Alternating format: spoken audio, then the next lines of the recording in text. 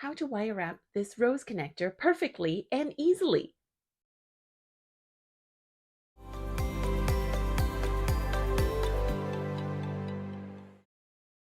I'm going to wire wrap this 24 gauge. And basically,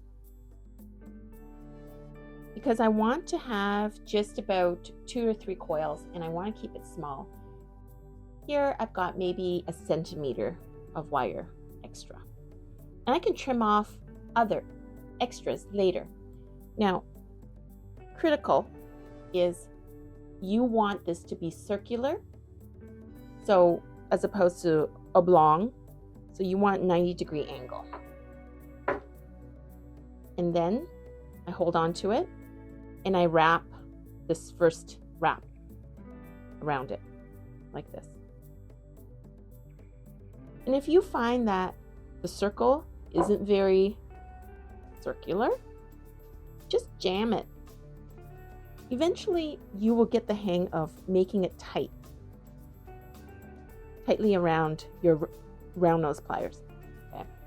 So you want basically this wire to be perpendicular to the length of that wire. And then when you wrap, by the way, the thicker the wire, the harder it is. And you want to push so that there's no slack between one coil and another, because it looks sloppy otherwise.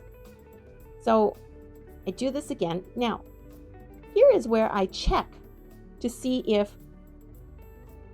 that is how much, see, this is domed and the coil will get hidden. Do I like this?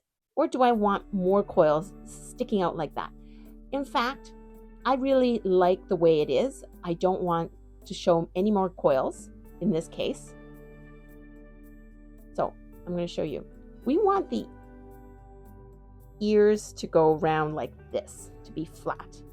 If you want it like this, you might want to go further, but I want it like this.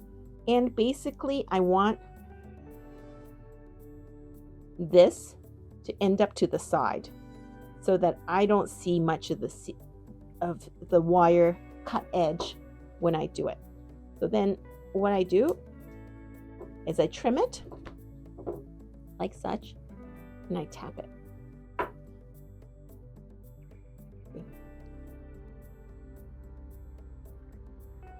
And then I tuck it in so that there's no slack. I push this against it, and then you can see the result on the one side. That's the way it's going to look.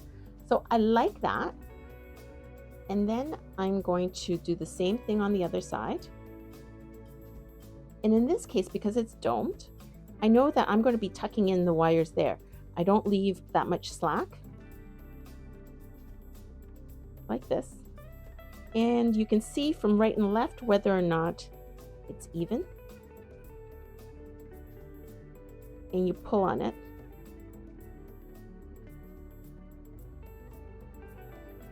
And, you know, in trying to trim, it's hard to go trimming this way. So you actually, it is jamming you.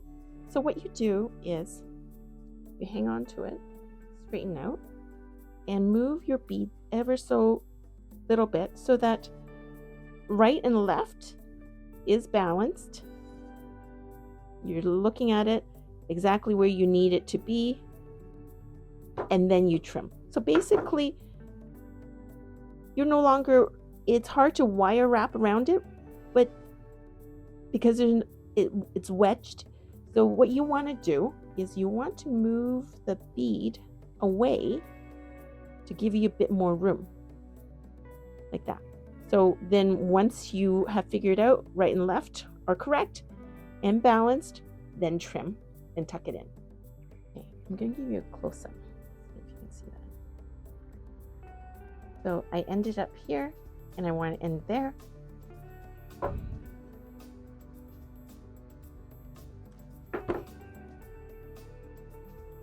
So that's good, except always, and alas, even professionals forget this part, and it drives me crazy because it will get caught in your clothes over time as things get pulled and loosened.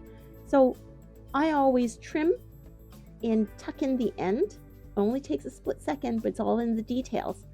And then I adjust to make sure my flower is good.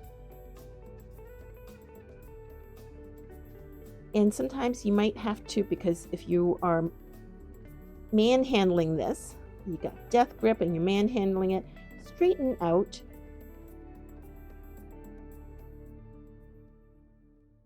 the rings.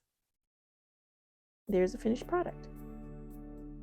I hope you enjoyed that. And if you did, please like and subscribe and tell me where you are viewing from.